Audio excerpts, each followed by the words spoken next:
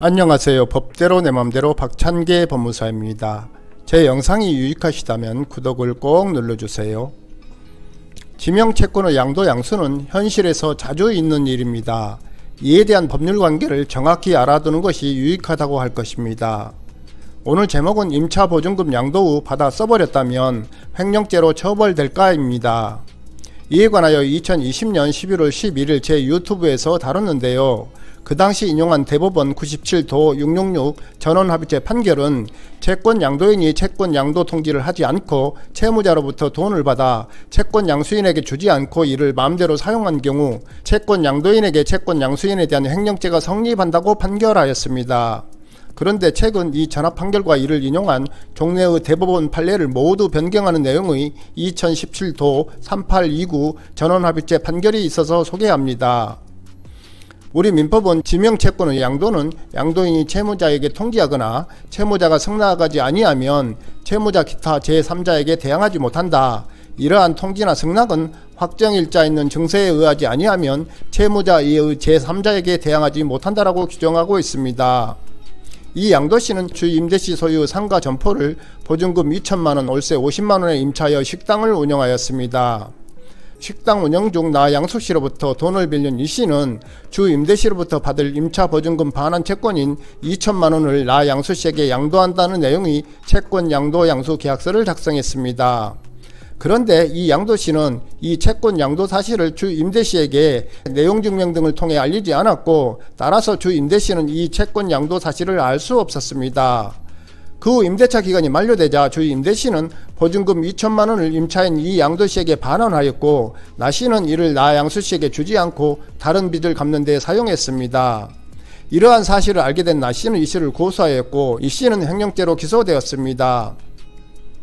이에 대한 재판에서 제1심과 제2심은 종래의 대법원 97도 666 전원합의체 판결 등의 법리에 따라 이 양도시가 나 양수씨에게 보증금 반환 채권을 양도한 후 고의로 임차 보증금을 반환받아 소비함으로써 횡령한 사실이 인정된다고 하면서 벌금 300만원을 선고했습니다.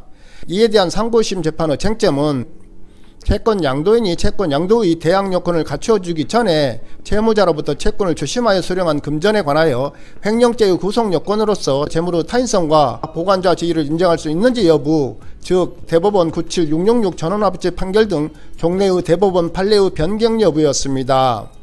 이에 대하여 대법원 전원합의체는 채권 양도인이 채권 양도 통지를 하는 등으로 채권 양도의 대항 요건을 갖춰주지 않은 채 채무자로부터 채권을 주심하여 금전을 수령한 경우 특별한 사정이 없는 한 금전의 소유권은 채권 양수인이 아니라 채권 양도인에게 기소가므로 재물의 타인성이 인정되지 아니하고 채권 양도인이 채권 양수인을 위하여 이를 보관하는 자의 지위에 있다고 볼 수 없다.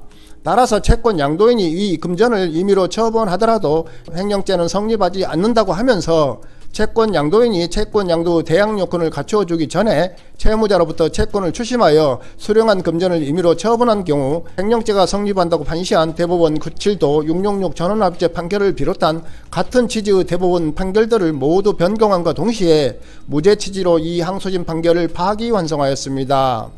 결국 물품대금 채권, 임차보증금 채권, 대여금 채권 등 지명채권을 제3자에게 양도한 후에 이러한 사실을 물품대금 채무자, 임차보증금의 임대인, 금전 차용인에게 내용증명으로 알려주지 않은 채 이 사람들로부터 채무금을 받아 마음대로 사용하더라도 횡령죄로는 처벌되지 않는다는 것입니다. 이에 따라 이 양도씨는 형사처벌되지 않고 나 양수씨는 이씨를 상대로 대여금 청구의 소를 제기하는 등 민사 절차를 통해 채무를 변제받아야 한다는 것입니다. 이를 볼 때 채권 양도 양수를 했다면 양수인이 그 양도 사실이 채무자에게 통지되었는지 확실히 확인하는 것이 얼마나 중요한지 알 수 있습니다. 그렇다면 채권 양수인이 채권 양도인의 임의 처분을 막을 방법이 없을까요? 채권 양도 양수 계약서에 이 채권 양도 양수 사실에 관한 채무자에 대한 통지는 양수인이 양도인의 대리인으로서 이를 행한다라고 표시한 후 양수인이 채권 양도 통지서를 작성하고 그 말미에 이 채권 양도인 아무개의 대리인 양수인의 이름을 적고 날인한 후 채권 양도 양수 계약서를 첨부하여 채무자에게 내용 증명으로 보내면 됩니다. 이렇게 하면 채권 양수인은 채무자뿐만 아니라 제3자에게 대항할 수 있습니다. 즉 채권 양수인은 채무자에게 양수금을 청구할 수 있고 제3자는 이 채권 양도 양수 사실에 대해 무효를 주장할 수 없습니다. 채권 양도 양수 사실을 내용증명으로 통지받은 임대인 등 채무자는 임차 보증금이나 물품 대금 기타 차용금을 당초 채권자인 양도인에게 지급해서는 안 됩니다. 한편으로 이를 지급할 채무자도 없습니다. 사례에서 가령 이 양도시에게 횡령죄가 인정되어 하급심처럼 300만원의 벌금형에 처해진다고 하더라도 나 양수씨는 별도로 민사소송 절차를 거쳐 돈을 받을 수밖에 없기 때문에 결과적으로 이씨는 전과자가 될 뿐 나씨에게는 어떤 이익이 돌아오지 않는다는 점을 볼 때 굳이 횡령죄를 인정할 필요는 없지 않나 싶습니다. 오늘은 여기까지입니다. 감사합니다.